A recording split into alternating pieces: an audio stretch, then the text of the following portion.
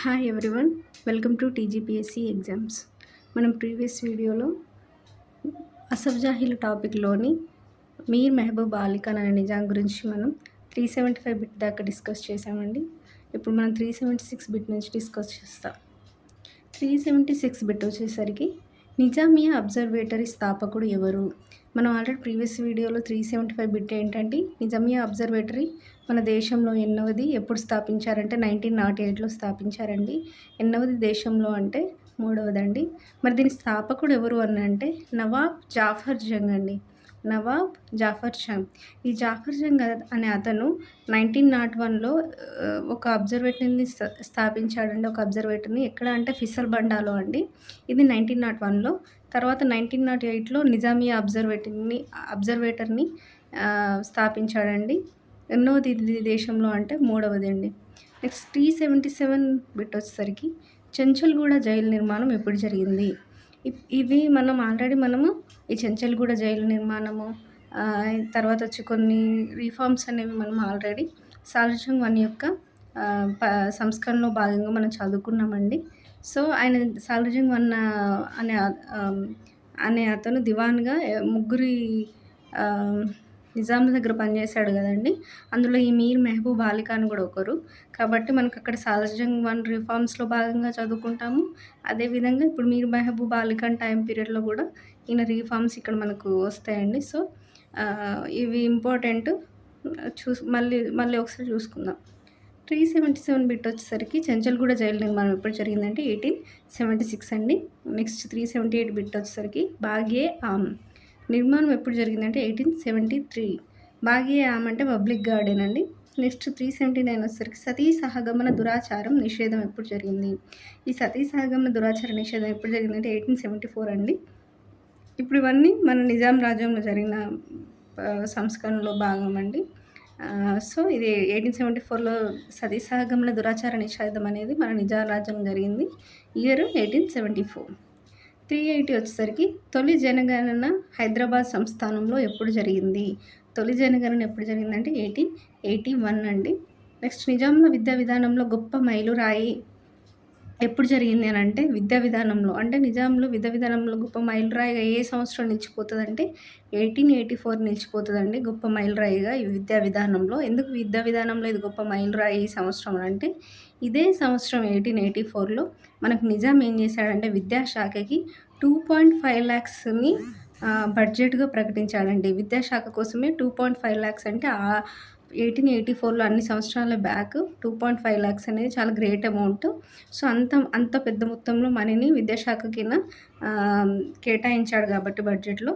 అందుకే ఆ సంవత్సరాన్ని మనం నిజాంల విద్యా విధానంలో ఈ 1884 అనేది గొప్ప మైలురాయి అని మనం పేర్కొన్నామండి. నెక్స్ట్ ప్రభుత్వ ఫోటోగ్రాఫర్గా ఎవరు నియమించబడ్డారు అంటే లాల్ దీన్ దయాల్ అండి. ఈయన ప్రభుత్వ ఫోటోగ్రాఫర్ అండి. ఈయన లాల్ దీన్ దయాల్. ఈ సంవత్సరం అంటే 1885.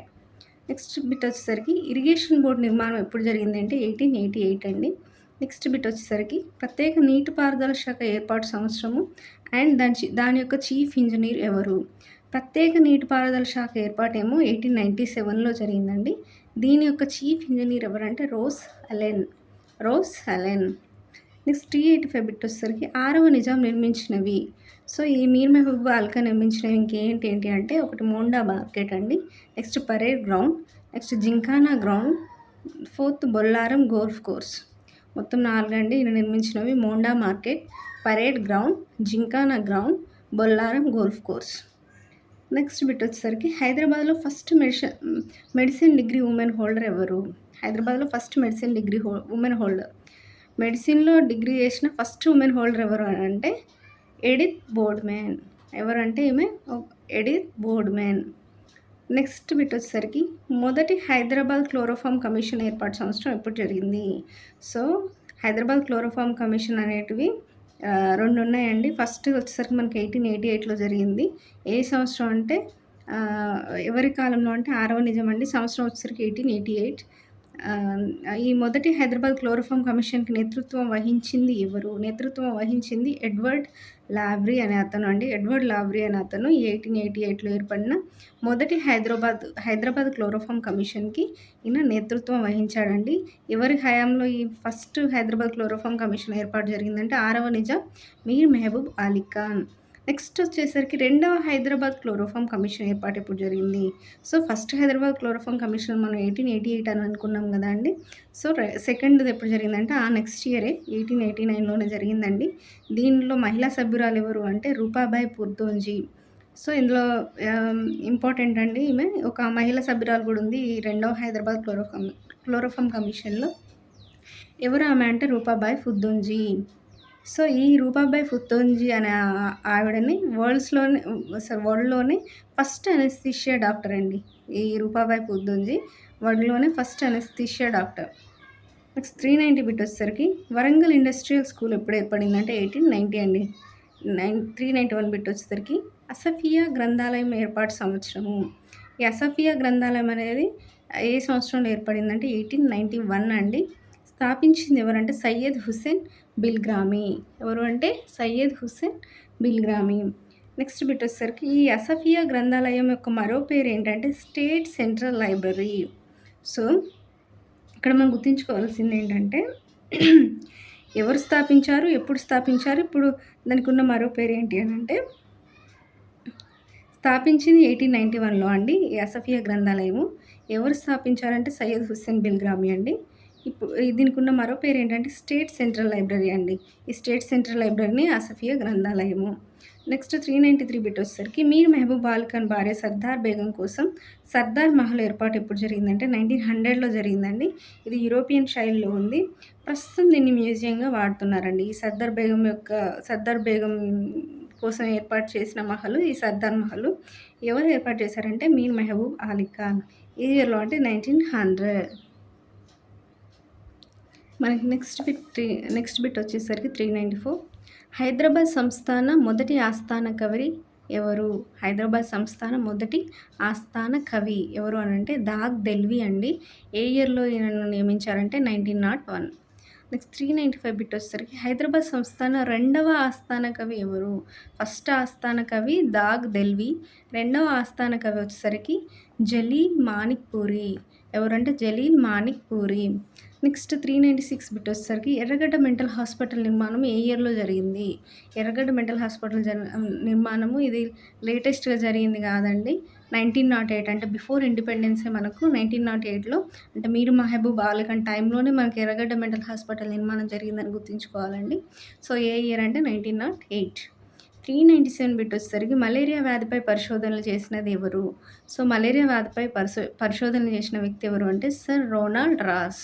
ఎవరంటే సర్ రోనాల్డ్ రాస్. ఇప్పుడు ఇక్కడ వరకు 397 బిట్ వరకు మనము మీర్ మెహబూబ్ అలీ ఖాన్ టైంలో జరిగిన ఇంపార్టెంట్ బిట్స్ చూసుకున్నామండి. నెక్స్ట్ వచ్చేసరికి మనకి 7th నిజాం మీర్ ఉస్మాన్ అలీ ఖాన్. ఈయన గురించి మనం 398 బిట్ నుంచి మనం డిస్కస్ చేస్తాము. ఈ మీర్ ఉస్మాన్ అలీ ఖాన్ అనే అతను 7వ నిజాము. ఇతనే చివరి నిజాం అండి. ఈ మీర్ ఉస్మాన్ అలీ ఖాన్ యొక్క టైం పీరియడ్ ఎప్పటి నుంచి ఎప్పటి వరకు ఉంది అంటే 1911 to 1948 వరకు ఈయననే పరిపాలించాడండి. 1940 అంటే మనకి హైదరాబాద్ సంస్థానం అనేది ఇండియాలో కలిసే వరకు ఈయననే ఉన్నాడు. సో, ఈయన ఈయన ఈయన హయాంలో ఈయన టైంలో చాలా చాలా జరిగాయండి. ఈయన నిజాం రాజ్యంలో ఎన్నో డెవలప్‌మెంట్స్ జరిగినాయి. సో, ఈయన గురించి మనం 398 బిట్ నుంచి ఇప్పుడు మనం డిస్కస్ చేద్దాం. మీర్ ఉస్మాన్ అలీ ఖాన్ తల్లిదండ్రులు ఎవరు? ఈ మీర్ ఉస్మాన్ అలీ ఖాన్ యొక్క తల్లిదండ్రులు ఎవరంటే మీర్ మెహబూబ్ అలీ ఖాన్ ప్లస్ జహీరున్నీసా బేగం. సో, ఈ మీర్ ఉస్మాన్ అలీ ఖాన్ వాళ్ళ నాన్న ఎవరంటే 6వ నిజాం మీర్ మెహబూబ్ అలీ ఖాన్ వాళ్ళ అమ్మ జహీరున్నీసా బేగం.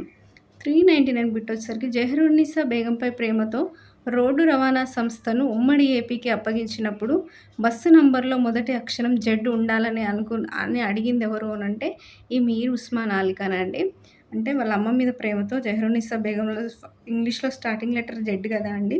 సో, ఈయన రోడ్డు రవాణా సంస్థ ఉమ్మడి ఏపీకి అప్పగించినప్పుడు బస్సు నెంబర్‌లో ఖచ్చితంగా మొదటి అక్షరం జెడ్ ఉండాలనని ఈ మీర్ ఉస్మాన్ అలీ ఖాన్ చెప్పాడండి. సో, అందుకని ఇప్పటికి గూడా మనకి హైదరాబాద్‌లో బస్ నంబర్‌లో ఫస్ట్ అక్షరం జెడ్ ఉంటదండి. ఈ జెడ్‌కి అర్థం ఏంటి అనంటే, ఈ మీర్ ఉస్మాన్ అలీ ఖాన్ వాళ్ళ అమ్మ జహరున్నీసా బేగం యొక్క పేరులో మొదటి అక్షరం అండి ఈ జెడ్. నెక్స్ట్ 400 బిట్ వచ్చేసరికి ఏడవ నిజాం భార్యలు మొత్తం ఎందరు? సో, ఈ ఏడవ నిజాం మీర్ ఉస్మాన్ అలీ ఖాన్ యొక్క భార్యలు మొత్తం ఏడుగురండి. ఫస్ట్ భార్య ఇంపార్టెంట్ కాబట్టి ఫస్ట్ భార్య పేరు దుల్హన్ పాషా. ఈ ఫస్ట్ భార్య పేరేంటంటే దుల్హాన్ పాషా. ఇక్కడితో మనం 400 బిట్స్ కవర్ చేశామండి అసఫ్ జాహీ టాపిక్‌లో. మనం మిగతా బిట్స్‌ని నెక్స్ట్ వీడియోలో డిస్కస్ చేద్దాం. Thank you.